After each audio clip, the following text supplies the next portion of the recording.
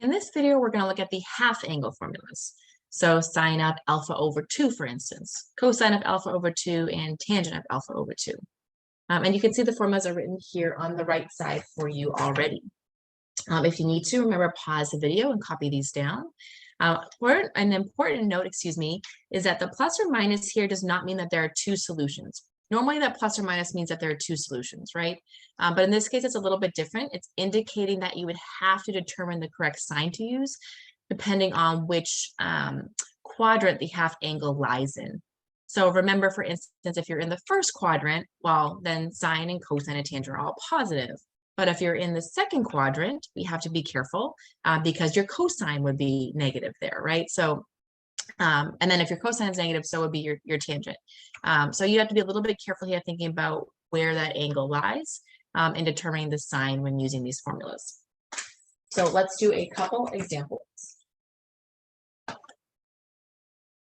So the first one we're going to do is we're going to find the exact value of cosine of 112.5 degrees.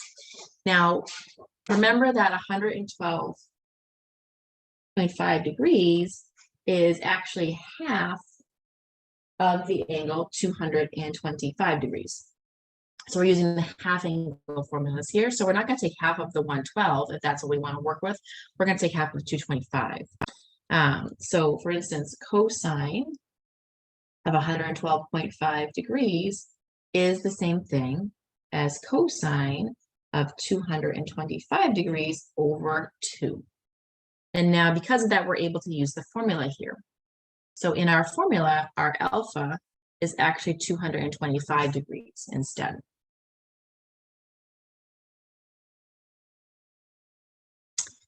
Okay, so it's going to be plus or minus the square root of 1 plus cosine of 225 degrees all over 2.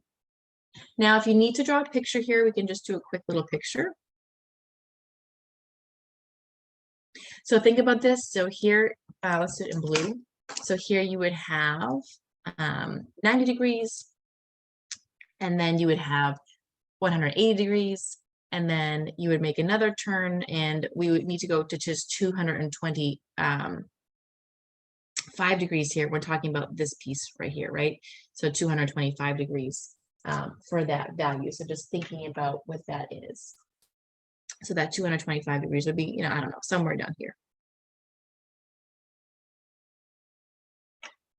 So when finding 225 degrees, remember you're an angle, you are in the third quadrant there for that particular angle.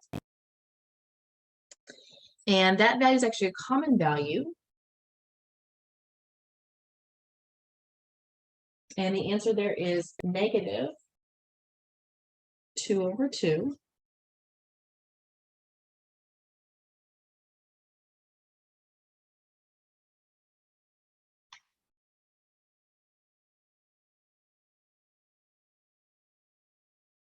What I can do here to get rid of this fraction is I can multiply this by 1/2 and multiply this whole numerator by 1/2 as well to cancel it out. So simplifying through, I would have 1/2 plus here, it would be what, negative root 2 over 4. And then I can go ahead and keep simplifying. I do want to go ahead and have common denominators. I'm going to multiply this by 2 over 2. So I have 2 over 4 minus root 2 over 4, which is plus or minus the square root of 2 minus root 2 all over 4. And then I can also split up this root and make it as square root of the numerator over square root of the denominator. So really I'm just doing some algebra here, kind of messy algebra. And the denominator will then become 2. And again, there's different ways to simplify. So that's one way I cleaned it up. I like to tend to multiply by that reciprocal of the denominator, but there's different ways to simplify here, but you should get down to the same value. Now, the last thing we have to figure out is which sign we should use. And you want to use the half angle there, so the original one. So this original angle here is actually in the second quadrant.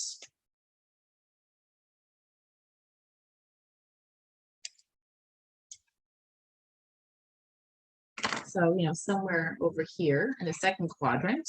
And if I think about in the second quadrant and I'm looking for my cosine, you're thinking about your x value there, right? Cosine has to do with the x piece.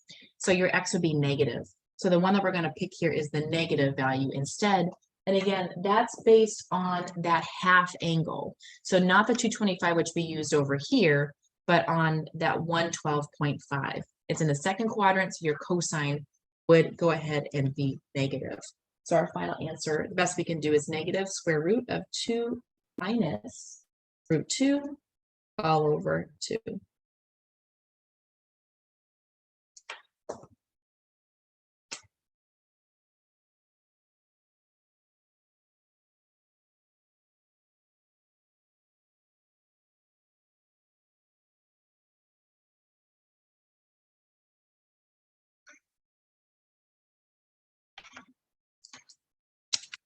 All right, let's do another example here.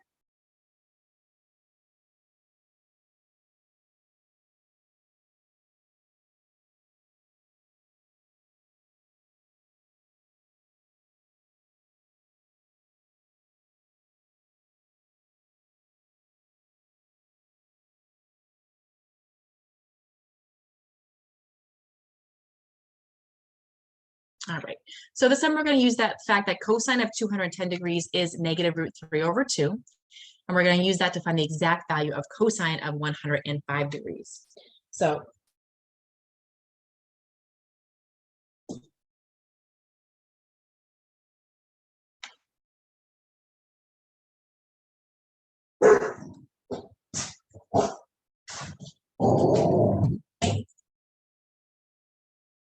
I'm just going to do the same thing I did in the last example here. So cosine of 105 degrees is the same thing as cosine of 210 degrees over 2. And then I can go ahead and use that same formula. So 1 plus cosine of 210 degrees all over 2. And we know the answer here for that piece. 1 plus negative root 3 over 2 all over 2. I do have to determine the sign. So think about where cosine of 105 is, right? 105, so here's 90, so it's gonna be a little bit past, so it's gonna be somewhere over here. And then in this quadrant, cosine is negative. So I'm gonna choose that negative sign there instead.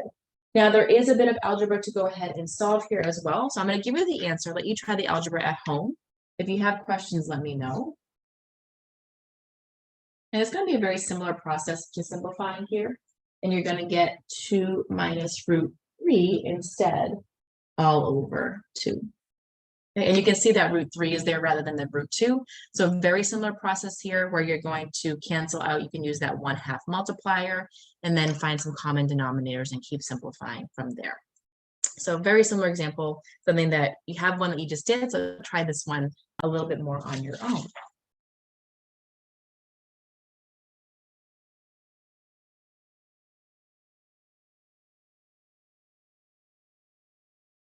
Next, we're going to verify an identity.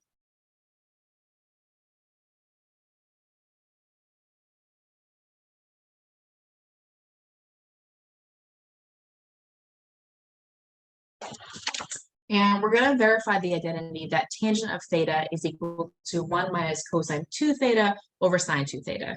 Now, this is one where we are going to start with the more complicated side. That's what makes sense here. So I'm going to go ahead and start with that right side.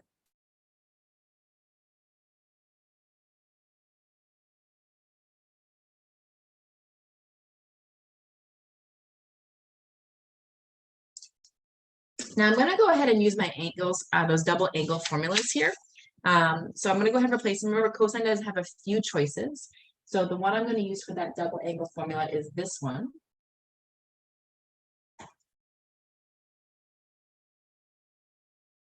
And then for my sine 2 theta, so my double angle formula there, it's 2 sine theta, sine theta.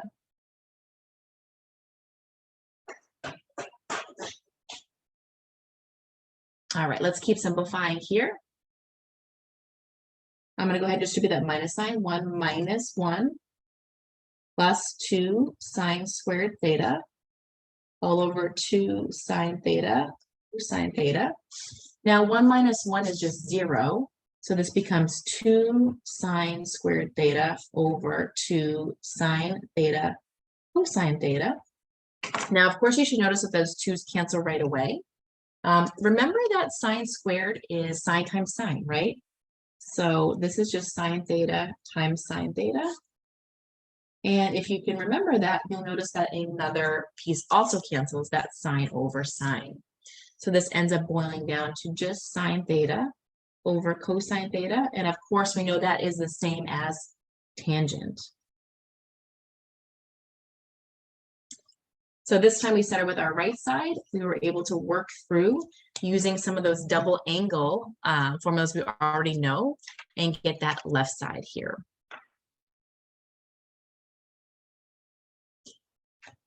Now we can actually go ahead and take this identity that we just found and make it into a half angle formula. So if I make this as half the angle, then when I do that over here, those 2's will go away. So we actually have 2 different half angle formulas that we can use for tangent.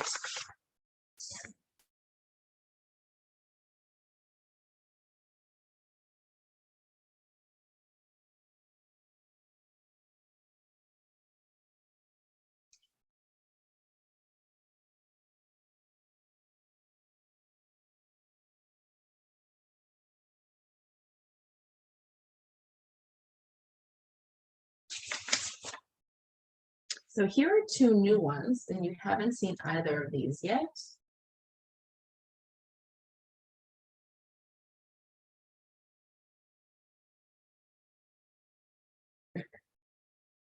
And again, they actually can be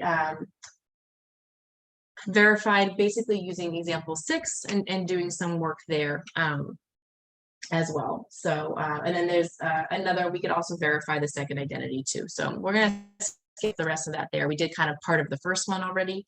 So you can read through your text for the rest of those. But these are 2 other half angle formulas for tangent that we can use. And the reason these tend to be kind of nice is because you don't have to worry about the signs, like in the other formulas. So here, the sign is already determined just by the angle, just by the formula, excuse me. So you can just use it as it is. And for these 2 formulas, you don't have to worry about figuring out, okay, well, which sign should my answer be? So let's just do one example here. And we're going to go ahead and verify the identity again.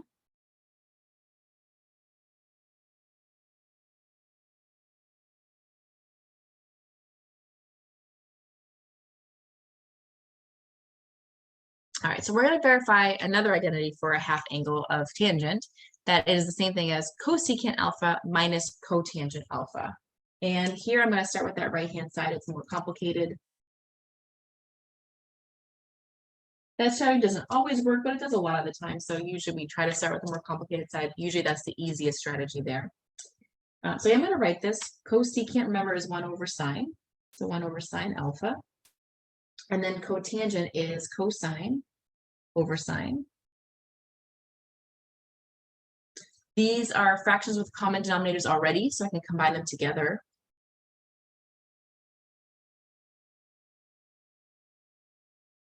And then if I notice here, I see that we've already proven this identity, right? So this is one thing that, or the basics of it we've already shown.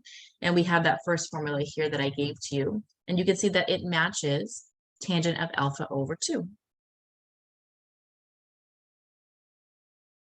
So we're able to go ahead and verify this identity. And we were able to do that using the reciprocal identities, and then also over here, just using one of our formulas as well.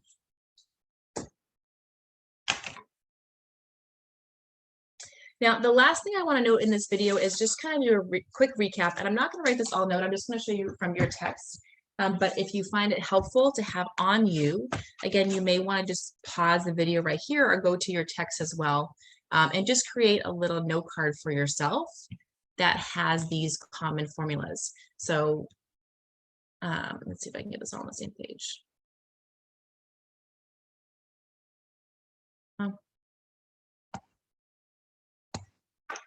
There we go. So here you have the formulas that we've done in the last couple of videos. You have the sum and difference formulas we've talked about. That was a little while ago.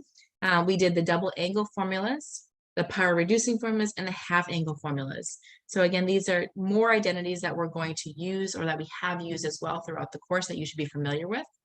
And again, I'm strongly encourage you to kind of keep little note cards for yourself about these common formulas, common sine values, cosine values, whatever it is, or maybe use the inside cover of your notebook, someplace where they're easily accessible, because you don't want to be constantly flipping through to find all these formulas. So again, you can go to your text or you can search online too, but if you want, you can pause the video right here as well, copy these somewhere that you can easily access them, and that will definitely help you in just getting through the homework a little bit faster and being better prepared for exams, because you'll just have that information right there at your fingertips rather than trying to constantly search through it through your notes or through videos.